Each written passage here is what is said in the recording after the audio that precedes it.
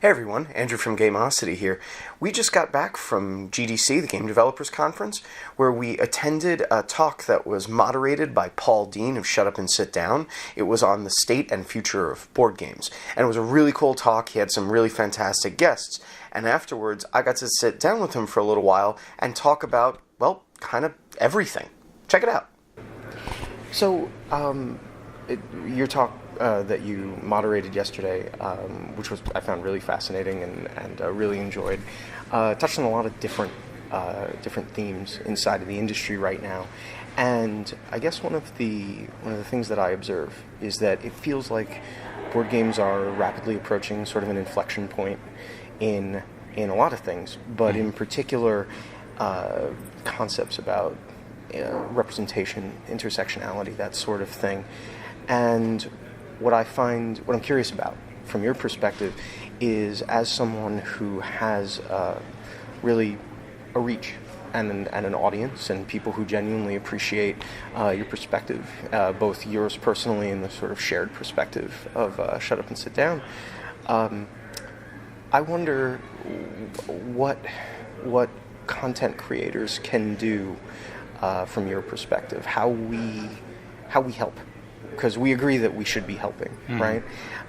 What do you see our role as in this fight for representation? In terms of what, promoting diversity and inclusion and tolerance and these sort of things? Absolutely. I don't know if this is the best possible answer, but I feel it's like the best possible thing that I can do in my position is amplify other people when I can. I mean, the talk that you mentioned, for example, the quote I pulled was from Ursula Le Guin, one of my favorite authors, because that was, I think it was more useful and powerful and relevant from the mouth of a person directly affected to quote them rather than to sort of, rustle up something myself. So even though she's already well heard, I don't know, just amplifying that further seems relevant. It seemed like a useful thing to do. I asked my friends Jonathan and Anna to be on the panel because I wanted their perspectives. And I felt it was important to have a person of colour and a woman able to speak. And I think it was very much justified as well by the things they said. Not for the point of tokenism or just to be able to say, hey, look, I have these people on my panel, but because they'll bring interesting things to the discussion. And I think also shutting up at the right time. I know that sounds like a weird thing, but by amplifying other people and giving them a platform when you can, I think you also have the responsibility to step away and let that happen, and passing the stage to other people who might not always have the stage. So in a way I feel it's almost not about me, it's about sort of what I can do to help other people, and then they know their experiences and they know their feelings better than I do, so just enable that to come out instead. Well, that's one of the interesting things. It's that these are moments that speaking as the white, straight, male gamer, I know that this moment, it can't and shouldn't be about me or my feelings, right? But there's no denying the certain privilege that we enjoy situationally, and so yeah, the idea of like the amplification is a really powerful one. And yet there's this urge from so many people to want to deny that there's a problem and pretend that nothing's wrong, and can't we just skip to the part where everybody's equal already? And yeah, let's do that. I mean, right. Yeah, wouldn't that be nice, like that. Right? And so something that you said that struck me was that there were some conversations around these topics during your last year's talk, and that there was some pushback, to use a politic phrase to describe a needless and negative response to something.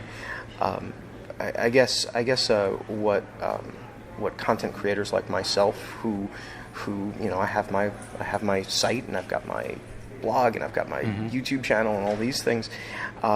There can sometimes feel like a pressure to not politicize and to not and don't mention this sort of stuff in your feed. Just keep reviewing games and don't talk about these other things. It sounds like your perspective is that is a waste of the platform in a sense. I think it's a denial of the reality, as well as maybe a waste of the platform. It's kind of a false dichotomy to be able to say you are political or you aren't political. You are or you aren't, or you talk about this or you don't, or you review games apolitically or you don't review games apolitically, because the fact of the matter, as far as I can tell, in every circumstance and situation and iteration, is conscious and unconscious ideas feed into things that we do all the time and things that we create and the way that we interact with each other, and trying to sort of ignore that or try and push that away or say that doesn't matter. Denying it doesn't stop it from existing. It's kind of just like putting your head in the sand, and that tends to be something that you can do more often as a person if you're not affected by it. You can make claims like, this isn't relevant, or I don't see why we need to talk about this, and it's like, well, of course you don't see why if it's not an issue that doesn't affect you very often. And that's exactly why so many more voices are important, because hopefully that brings more empathy to other people if you can actually point at specific experiences and say, well, actually, this is why this is political, or this is why we have to acknowledge these things sometimes. I think it's up to us how much we do this, and I think it's perhaps everybody's prerogative how much you want to be political and how you want to acknowledge concepts like this all the time. I think there are some folks out there who will nod to things now and then, but it will matter to them less than other people who very much want it to be front and center. And I guess that's your own choice at the end of the day, how much you want to engage with those things. But I think the absolute extreme view of ignore it, it doesn't matter, it's not relevant, I don't think that's tenable. And I think it's almost like that's going to bite you in the backside at some point, because so many of us as people, even if we have a lot of privilege, there are certain contexts and certain situations that we are in life where we're on the back foot, or we're at a disadvantage, and you don't want people around you saying, oh, that problem doesn't exist, or that's not relevant. Sure. Because it's not relevant to me. It's a hugely myopic view to say, well, I don't have a problem right now, so there must not be problems. Yeah, right? because, you don't right now, but who knows at what other point in the future that things may be different for you even. And this sort of microcosm of the industry, we talk about the board game industry, which is now booming. The swell is incredible, and there's a real uptick in content and the creation of content around content and all of those things, and it's interesting to watch. In some ways, growing pains for our industry that is analogous and yet very different than what the video game industry has been dealing with for decades already, and to varying degrees of success. Again, to be needlessly politic. Well, it's sort of like the history repeating itself. If you don't study history, you're doomed to repeat, sort of thing. And I feel what you say is kind of true and relevant. Some of the same things happen again. Some of the same problems are encountered. One of the reasons I quoted that particular thing from Ursula Le Guin was because that whole broader keynote speech that she does is weirdly, amazingly relevant. And she's talking about science fiction. She's talking about science fiction authors. She's talking about women in science fiction. But she talks about gatekeeping. She talks about saying, I understand that when we were younger, we were marginalized. People laughed at what we were into. They thought what we were doing was dumb and that it wasn't intelligent. They couldn't see value in it.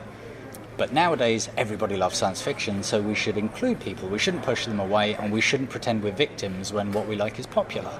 And she's saying this about sci-fi in 1975, and I feel like you could say that about video games, board games, comics nowadays. Is I understand at a different point in time, it could have been something that maybe you were vehemently bullied for at school or something like that.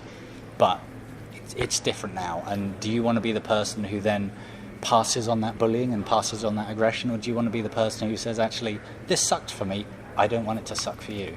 That's such a powerful point, because one of the tricks that the sort of toxic masculinity and those mentalities plays is that it calls on former victims to perpetuate itself. It's sort of aggression with aggression, or almost like fighting fire with fire. Exactly. This idea that I was put upon, and therefore why should you get off any easier? Or, hey, I earned this seat through blood, sweat, and tears. I'm not going to give up this seat or make room next to me. I want you to prove yourself to me. You've got to be exactly as cool as I am, according to my metrics. According to my absurd and abstract method of looking at the world. And what was so heartbreaking about that quote is how painfully relevant it is right now, in this moment, in some ways, that we're seeing this churn of these themes coming back, and what I think amplifies some of it in our little corner here, rapidly growing corner. It's hard to believe the numbers when we look at them.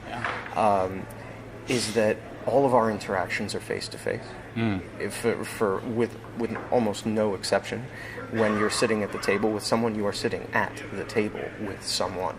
And although we did look at Catan VR yesterday, and that was a whole interesting thing, cool. And that was really cool, actually. We should talk about that. But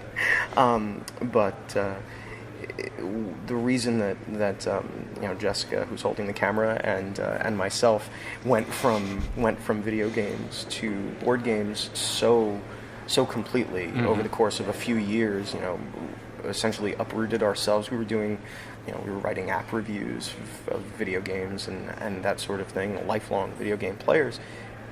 So we like the social stuff. We like the interaction. And so there's this broader concept of being at the table with others. I know that you came from the video game review world too. What was that transition like? Because I know you brought a really sort of keen editorial perspective, that you were a professional reviewer before you became a reviewer, right? That has to bring a different tone.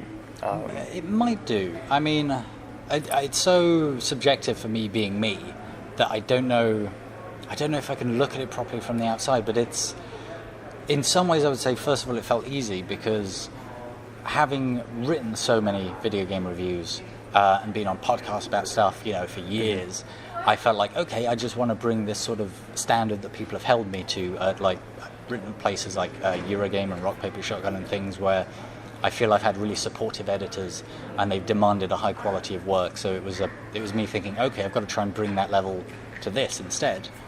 So in some ways I felt sort of prepared, and I felt I had all the right sort of tools to use, and certainly the same was true with people like Matt and Quinn's as well, with a lot of similar experience with that.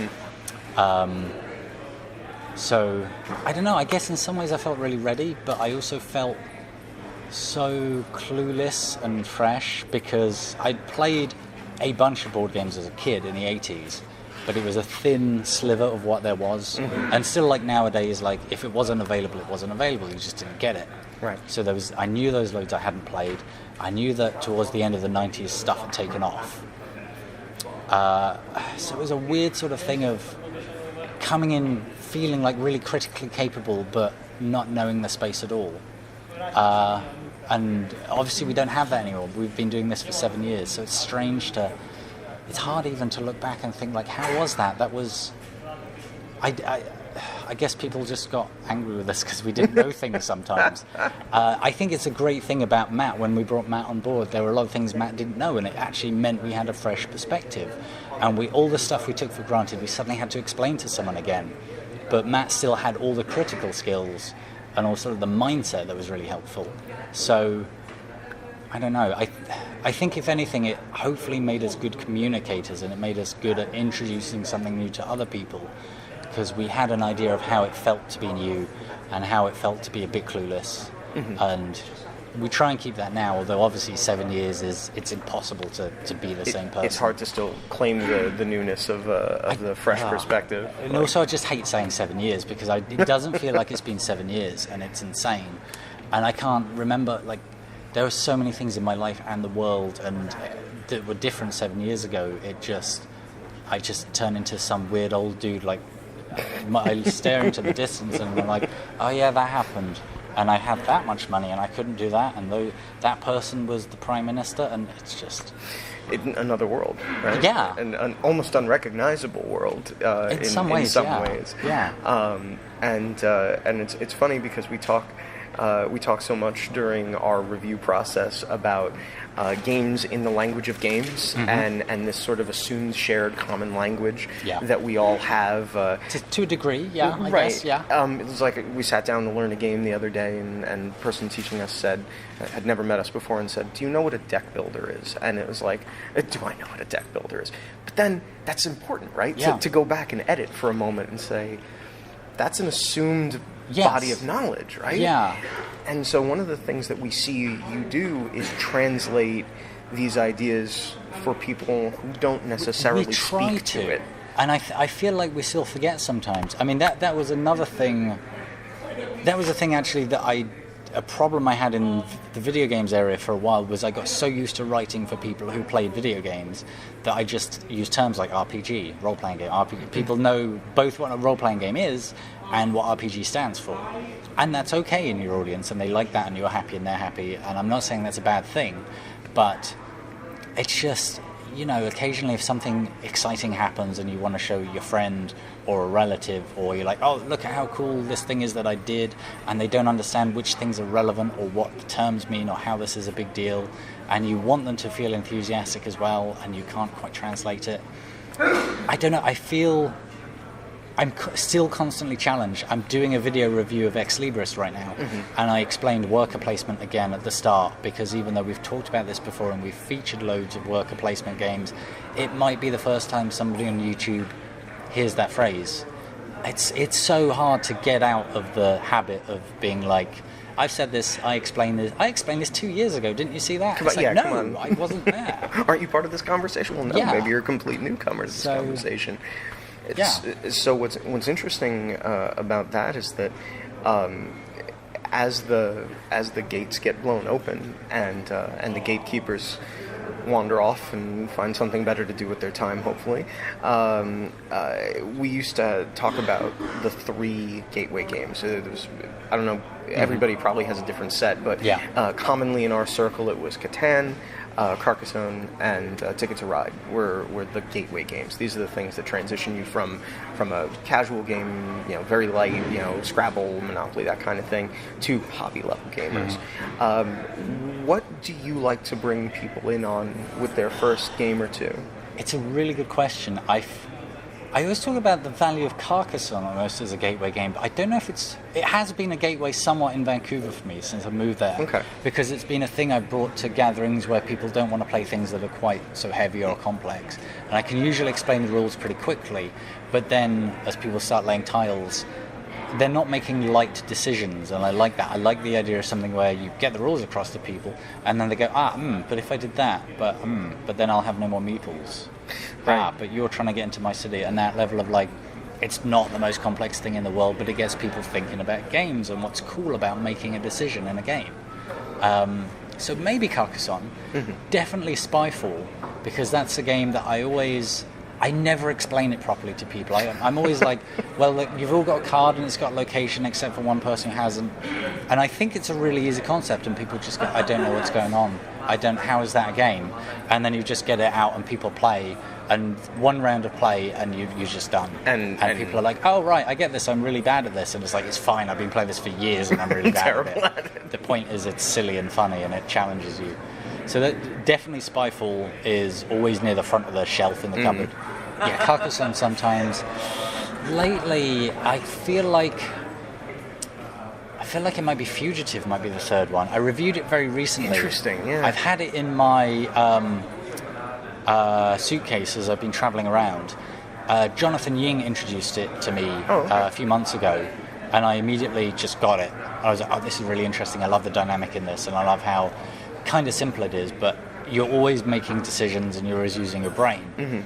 And that's another thing I like to introduce. Another reason I want people to get into games is I want to give them something that maybe they don't have to read a huge manual right away, but they do have to use their brains right away.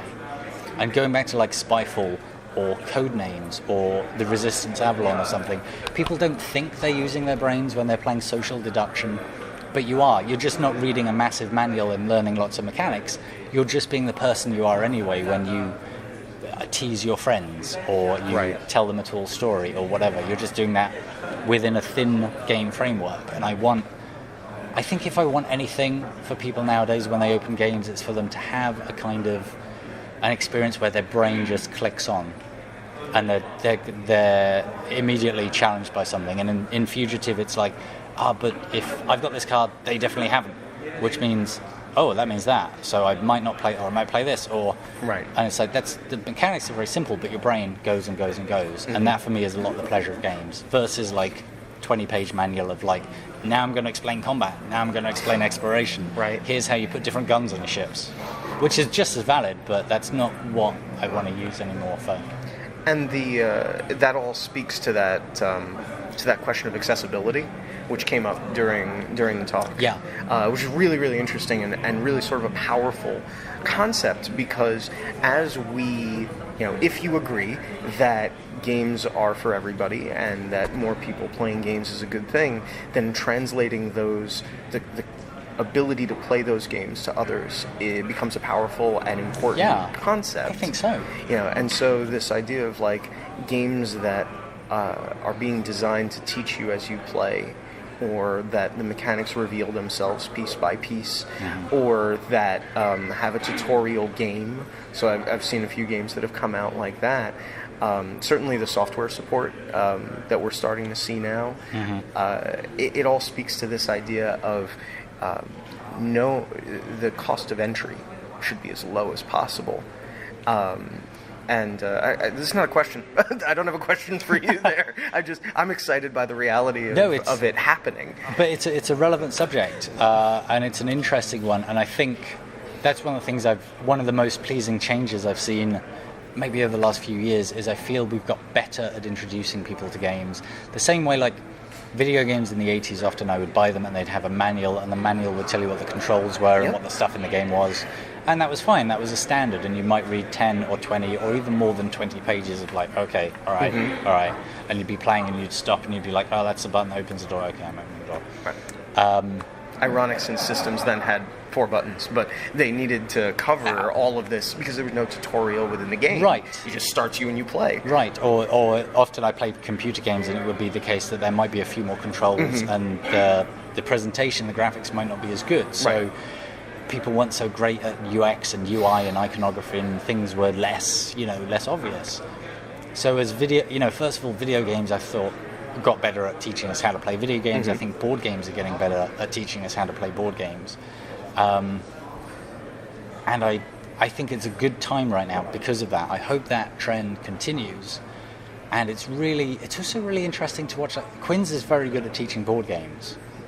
And it's very interesting watching how so often with complex games, he doesn't do it at all the way the manual would.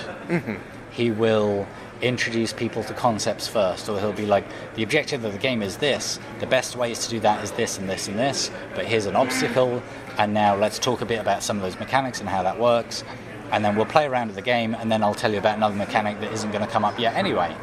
And that's almost like a tutorial, and Quinn's is really good at this kind of stuff, and it's so interesting to look at a lot of manuals and being like, that's not the order that the stuff is in the manual. Jess is shaking her head violently at this point. Because that happens sometimes. And like, again, playing Ex Libris recently, I really liked the manual for that because that presented things in an order that made more sense to me. Rather than people who are like, they immediately list all the components and they're like, get these out, draw them, shuffle these. And I'm like, why? If you tell me what these are and why I will understand it better. And it's interesting because as things, there might be a certain amount of wanting things to remain obscure or special or closed off, and I don't identify with that myself. Certainly, I think that is the language that some of the pushback is spoken in. That the same way that some people fought against a graphic user interface on modern computers. It's like they liked the command line protocol because there was a certain mystique to being able to only you understood what to type into the command prompt and whatever. But as things become more mainstream and the audience broadens, then this must be thought about, and then we get to that inevitable question of how do we make this colorblind friendly? How do we do partially sighted or Right. people who can't see or all of the different perspectives and challenges and special circumstances. It's great that this boom is happening in line with a time when we are, as an industry, we can now open. And we can address these things because there's no shortage of games being made and no shortage of minds being applied to these problems. Have you seen any old games that you kind of wish you could get a fresh coat of paint on? I know that list is probably like both a million titles long and impossible to quantify. Yeah, no, it's a good question though, and it's an interesting question. And I want to throw my way back to I cannot remember the name of the game, but there was a game I had in the 80s that was all about running a company and trying to do things like build a board of directors. And I remember thinking as a kid, like, this game doesn't work because you have this many spaces on your board of directors, but there are only this many characters in the game, so people won't be able to get... Not every player will get a full board, and not every person will get a VP of development. And it's only now as an adult I'm like, yeah, that's the point. Right. Of course. Right. I cannot remember what it was called, but I was fascinated by it when I was about 7 or 8 years old. And I wish I could explain more of the concept, or more, so that people like watching would be like, I know what that is. I want to see that come back because I remember it being a game about poaching people, putting them in your company, and, being a kind of a slightly unpleasant capitalist in the way that many games can be. In a very harmless way. I don't know, I want to see that come back, but that's partly just personal bias because it has that weird young kid mystique for me. Mm-hmm. There was also a racing game that I think it was called M25. I could be wrong. The M25 is a motorway that stretches all the way around London, a big ring, and I'm pretty sure I was probably about 8 or 9 and somebody brought it into school. And it was kind of like a roll and move game where you just went in big circles around London. Mm-hmm. But all kinds of horrid things happened to you and you drew cards for events. Oh, interesting. And I kind of like the idea of a racing game in a non-racing context because you're not supposed to be racing if you're commuting to work or whatever. Right. But that's neat. I don't know. Maybe some of those would be dreadful reimagined. And because when you have that sort of, rose-tinted historical view of things, it's like I've talked about Hero Quest a lot, but Hero Quest hasn't aged fantastically. And it's weird to have a dungeon crawler with like roll and move where you're like, I'm the mighty barbarian, I'm really tough, there are too many monsters, I'll run away, I've rolled a 2. I suddenly can't run. That makes some sense. I guess I'll stand here. Yeah. It's funny that you bring up Hero Quest because a lot of people talk about it, and especially with the advent of restoration games and them tackling. We're big fans of restoration. We enjoy what they've done with the games that they've worked on. But I always like to kind of see what you would pull back. Back from the edge. It's sort of just as a thought exercise almost. It's so hard to think about it, and you get the thing where, like I say, your own bias informs things, and then if you did bring them back, you probably want them to be different anyway. So, are you really bringing them back? I mean, I guess you kind of are, but like the games I mentioned, I'd probably want to scribble all over the rules and change loads of stuff and be like, oh, this is a bad idea, this is obviously unfair, this is obviously boring. The interesting thing is that that happens certainly to me personally with video games because I was a big video game player in the 80s. I grew up through the 80s. I cut my teeth on the original Nintendo, but like Super Nintendo was my system. When I was growing up, a huge RPG fan, and then sometimes I'll go to introduce Jess to games that she hasn't played or whatever from my childhood, and it's sort of like you find all the burrs and all the unpolished edges that you didn't know were there when you were, because you smooth over those things in your mind. You don't know better. Well, they were the standard back then. It's things like playing a bunch of NES and SNES type stuff now. Some of those games have aged really well, and things like some of the Mario games, you play them now, and obviously the presentation isn't as good. But the controls are still actually kind of quite good, and it's challenging and well paced and things. And then there'd be like a classic side-scrolling beat 'em up or shooter that I play, and I'd be like, it just feels really basic and naff now. Right. So it's weird how some stuff ages well and some doesn't. But yeah, it's a similar thing. It's partly what our standards were back then. And in the microcosm of board games, that's happening faster and faster. I think so. You know, games. We were not in college that long ago, and games that we played at university. Now it's like, I'm not. You know what? It feels too predictable I don't know if I'm or too going to play samey, that, or. right? But then occasionally, I mean, I feel things like we've had a few interesting re-releases over the last couple of years, and like at Shut Up and Sit Down, we looked at Modern Art and we looked at Ra, which are two kind of older Knizia games, and they've actually aged really well, and they still work. And the re-releases of those like haven't massively changed the game. Right. It's just it's almost like a lottery, and it's really weird thinking like, if that's happening right now, which of the games right now are we going to see through in 5 or 10 years' time? Right. Things that are the hotness now. Bizarre. How do they age, you know? And, yeah. And the instinct in me is to say that just like sprite art ages better than polygons, abstracts might have a longer shelf life than highly thematic and complex game, but you never know. It's a crapshoot. Like, will we be playing Azul forever?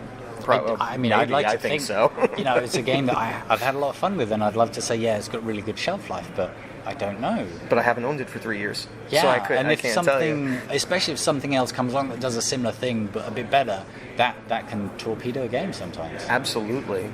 What's fascinating is that another thing that you mentioned during your talk is that the people who, especially as a result of fallout of something like Gamergate, the roads untraveled now. The people who have made it clear that to some there is no space for them, or they've been made to feel that way, is what I should say, because it's not true. And we need all the hearts and minds we can get. We need all the ideas we can get, because it's every new person coming with a game idea is another roll of the die, and every roll of the die is another chance for a cool result. And for someone to argue that dice are a terrible mechanic and we shouldn't be using them because it's too whatever. But that all kind of like segues into this idea of the legacy. Jess attended your panel last year, and she said that one of the strong themes that you talked about and your panelists talked about was the idea of like legacy as the new hotness and this growing thing. And I was very surprised this year to hear like, are we done with, even as a concept, conceptually, are we done with legacy? Is it a format that excites you, or is it gimmicky? Is it I don't know. All of it? I don't know. I think Anna made a really good point when she said we probably haven't even seen what can be done with it yet. Yeah, I think right. I think that might be the correct answer. Is people think they know what the legacy game is because Risk Legacy came out and then Pandemic Legacy came out, and it was like, oh, you rip up cards and you write on the board. There we go. And you do a few other things and you put stickers on stuff. But I don't know, maybe apps will further that. Maybe we'll find different ways. Like, I won't spoil some stuff that's in Seafall, but there's a couple of other unusual things that appear in the Seafall box. And it's like, okay, Seafall wasn't a game we were enamored with, Shut Up and Sit Down, but had a couple of good ideas and a couple of different ways of thinking about stuff. And it's like, you know what, actually, if people are trying to think of permanence and destroying things, and as we said in the talk, like, I don't always know where you draw the line between a legacy game and a campaign game anyway, where you have, like, you get stuff out of the box and you write all over your character sheets abilities and stuff like that, right? Yeah, so it's like, we can't properly define it. Anna's probably right, we don't know where it's going to go next. We think we know what stuff's like, but we're board gamers, and every few years, not even every few years, some board game comes along and it just does something we'd never thought of before anyway. Right. So it's, like I say, it could be the foot and mouth thing of like, oh, we never saw that coming, like we never saw most of the stuff coming in board games. Yeah, right. And that's why it's so exciting right now. And there's this. You talk about 7 years. You talk about you've been doing this for 7 years, and sorry, it's a number. Yeah. But it is in many ways it's a big number. Channels and features like Shut Up and Sit Down aren't that numerous. I mean, now there's a trillion of us who opine and look at these games from whatever critical perspective we bring, but Gameosity has been in operation for under 5 years now, and already I feel like the space is not saturated, but certainly more crowded, and many voices. To us, that's a wonderful thing. Because it means more people finding the voices that resonate with them. Yes, yeah. That was something you said to me the first time I ever met you, and I said I was all starstruck because I was meeting somebody who was influential in our choices about where we were going with what we were doing, and you said, well, it's good that you're doing it because we need more people doing this, and that hasn't stopped being true. Yes, and I very much still feel that way as well. It's the more folks are doing it, it's just like the more points of view or the more alternatives. Like if consumers are out there and they are watching videos because they want to engage with board games or they just want buying advice or whatever on the spectrum, the more opinions, the more options they have, the better it is for them. And it is often useful to be like, to watch a review, see what someone thinks, watch another one, see what someone thinks, engage with some commentary. It just makes you more informed and hopefully, more excited about the hobby and even more validated. If there is one or two people talking about something versus, if there's 100, is it bad to have 100 different YouTube shows about board games? It's like, no, that shows me that my hobby matters and people give a damn and they're excited And it just means that there's more opportunity for those smaller ideas to find some traction. Yes. And not to have it be dictated by, this is what Walmart will carry or Target will carry, and so those are the games that we're going to make. As white guys, there's always this, or at least for me, there's always this thought that I have lots of opinions, but I want to share those opinions with those who want those opinions from me. It is wonderful that there is a rising number of voices that don't look or sound anything like me, and I can value those perspectives so much for what they bring because we're all so different. Has there been a game that you've looked at for Shut Up and Sit Down where and I kind of tried to ask you this during the panel, where you looked at it and you thought, well, that changes things?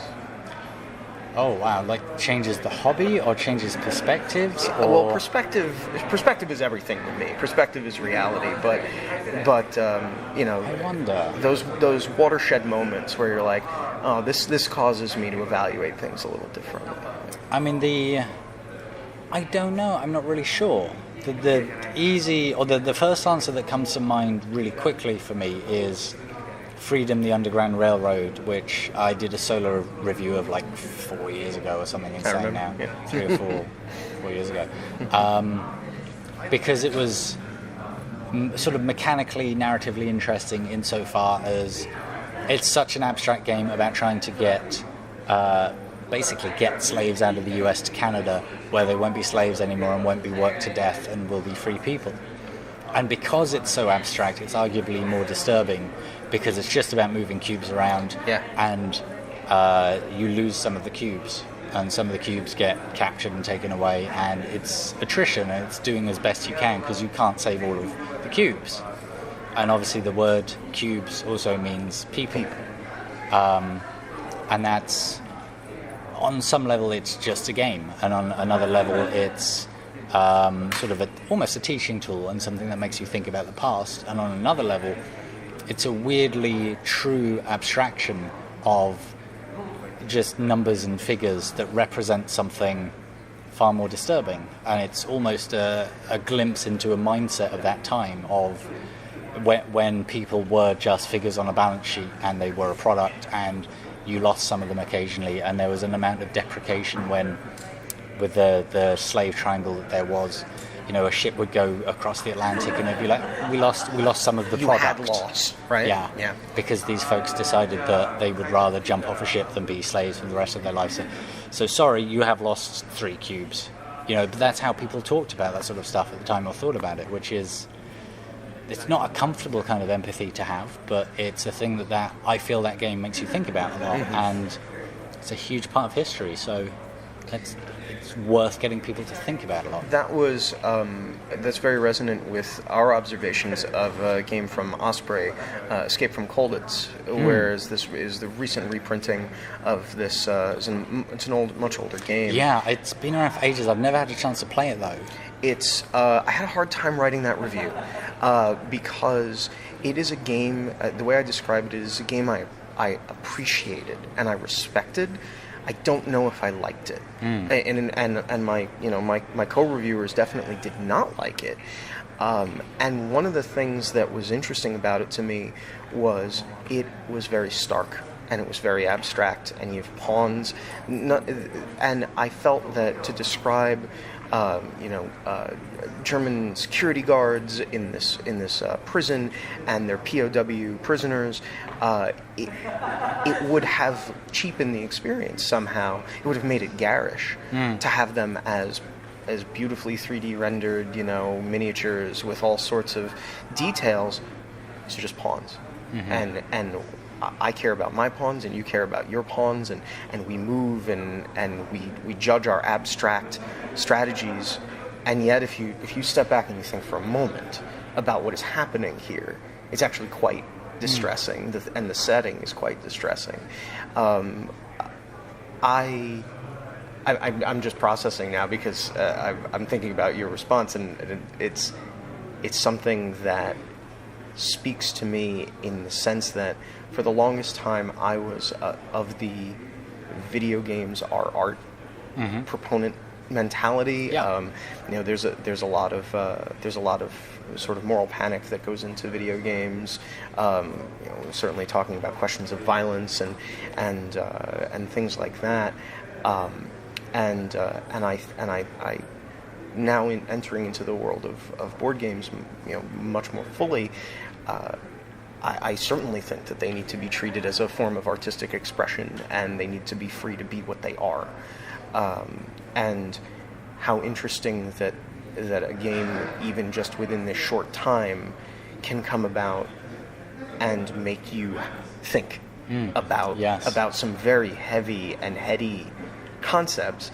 And it's a very different kind of heaviness, but we just tried Fog of Love, Jess and I, and I was surprised at my own response to it as an experience.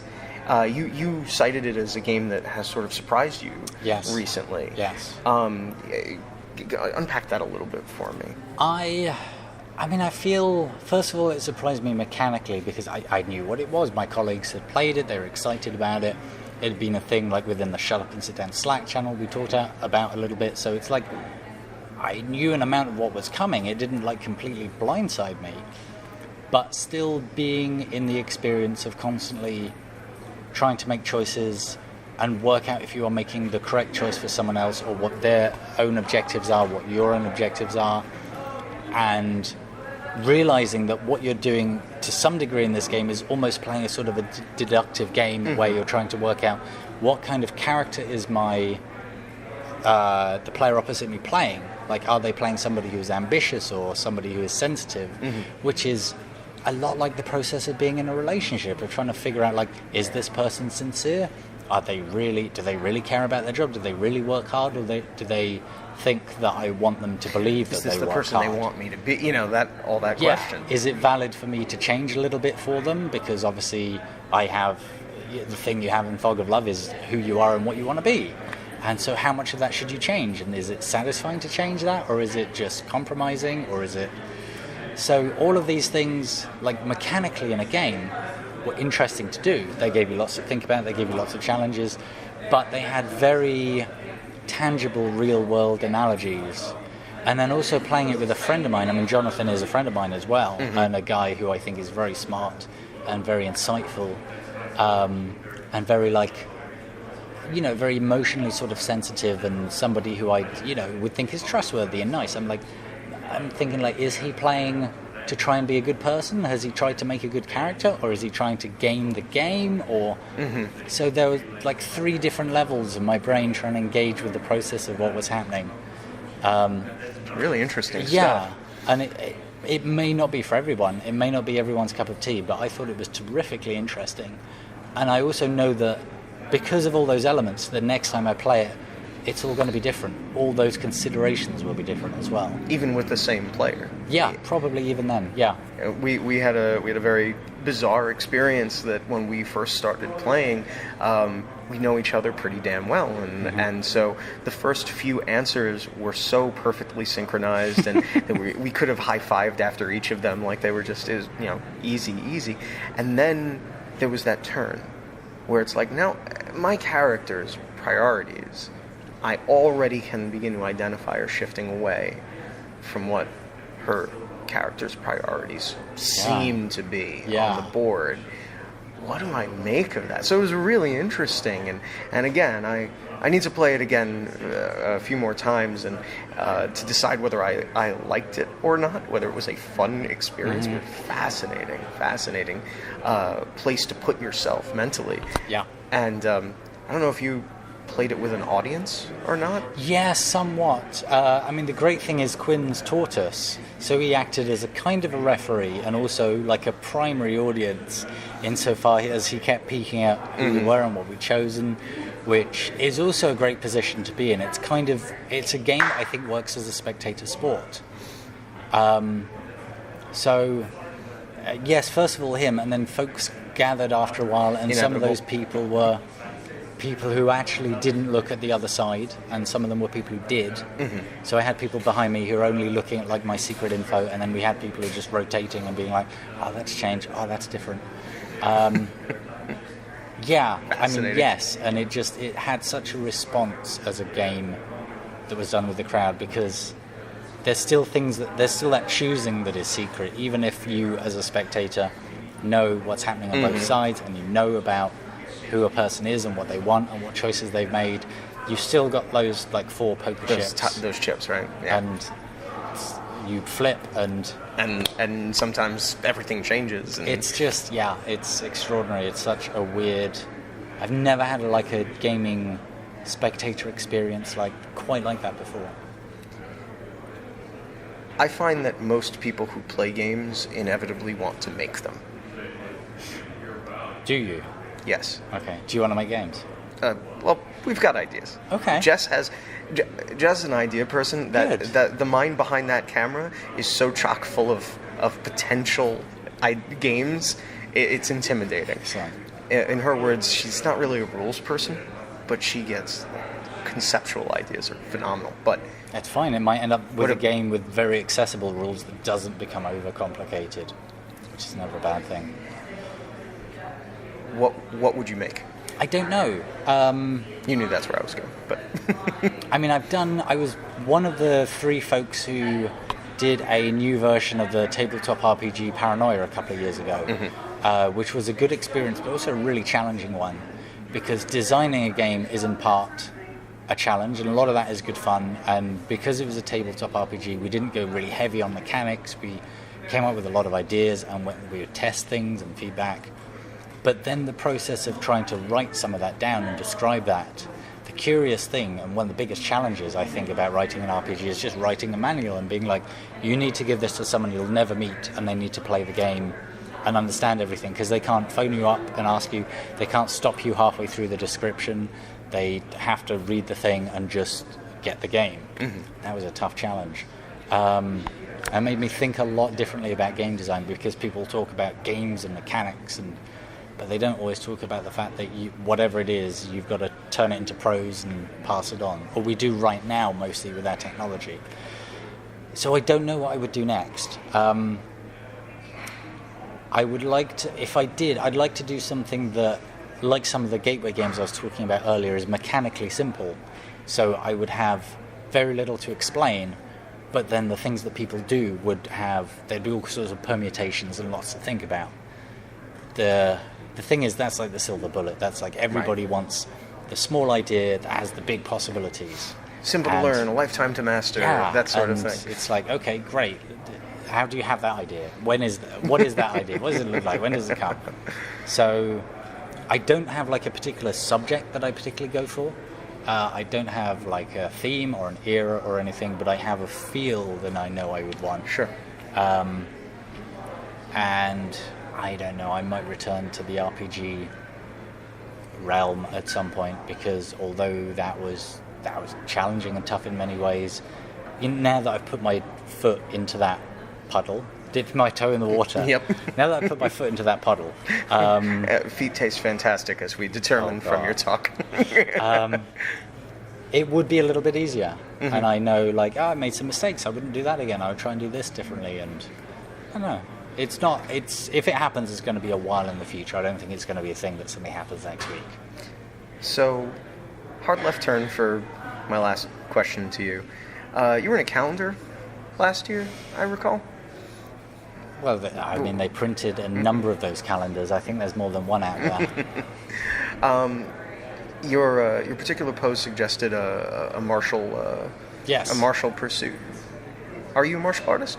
Yes. I honestly don't know. A very good one or an expert or anything. I'm very new to this, but yes, when I moved to Vancouver in Canada, I began training at a place called Valkyrie, which is sort of just outside of downtown Vancouver. And funnily enough, their attitude to a lot of martial arts and the fencing and the wrestling and the boxing, they do things like this. They do a lot of historical fencing, and they do a bunch of stuff that's a bit more obscure, like some stick fighting techniques and some broadsword. Their attitude is like, this is for everyone. Doesn't matter how good you are. Are you scared of this? That's okay. It's scary. They're doing, like, for martial arts what I wish a lot of people would do for games and comics and things like this. Is they're basically saying, you're your own person. You may be very confident. You may be very nervous. You may want to work at a different place. We'll try and accommodate you, rather than telling people, like, this is how it's done, and you've got to be really tough, and you've got to follow our routines, and this is the one way to be. One of the things that's particularly refreshing about them is they insist that everybody is different, and that you're not just supposed to, like, repeat the same exercises as everyone else, and if you are naturally, like, a bit better at this or a bit more inclined to this, then let's see where this goes. Let's develop you as an individual student. And that's a really nice attitude. That's really encouraging, and I never thought I would enjoy this kind of thing, because I was never the sports person at school. And again, like a lot of those communities can be, if you're not very good at that, people push you out of it. Right. And they're like, well, the point is to be competitive, and if you can't win, get out. Whereas actually the satisfaction can be, the point is to find what you're good at and ways that you surprise people and to improve, and it's really satisfying just to get better and then watch your friends get better and then be surprised by your friends because they're good at something that you're not good at, because you're all different. That's and we several of us at Gameosity are martial artists. Oh, wow. Yeah. And one of the core concepts that we, our style and our school sort of is built around is you take the things that make you strong in the dojo, and then you bring those concepts out into you transform it into other things. And whether that means embracing fear so that it can make you brave, or whether it means being strong for yourself and for others, however that comes out in those moments. And I was going to, but you already answered my question. I was going to say, what are you bringing from your martial pursuits into the game world? But it sounds like you've almost already answered my question, that sort of we're all on that individual road. Maybe that. It might be the similar philosophy of just realizing that it's okay that different people appear and they want different things and they're at different places, because even if they don't realize, people occasionally just quietly or discreetly or accidentally bring an element of themselves in which is new to you. It's not like it's a one-way transaction. And I think, that happens sometimes in gaming, is people who are new to the hobby bring in a new idea or a new perspective, even if it's just as a player, even if it's just as someone playing D&D who comes to the table and says, let's do this. And you're like, we don't do that, although that's a really good idea. But I guess why not, right? Yeah. I don't know, there's a lot of that shared thing there. And I don't know, maybe that's why I like it so much. It's just, if you open your mind to ideas and people, you've no idea what you're going to let in, and there's all kinds of good possibilities. And isn't that a beautiful thing? Yeah. Isn't that a beautiful thing? Well, I think that's that. Thank you for your time. Thank you. Today, Paul. Hey everybody, thanks for watching. If you want to see a few of our long-form reviews, why don't you click on over there? And if you want to check out our shorter-form reviews in Game in a Minute, why don't you click on over there? And if you want to always be present for all of our awesome, click me right in the face. Right in the face.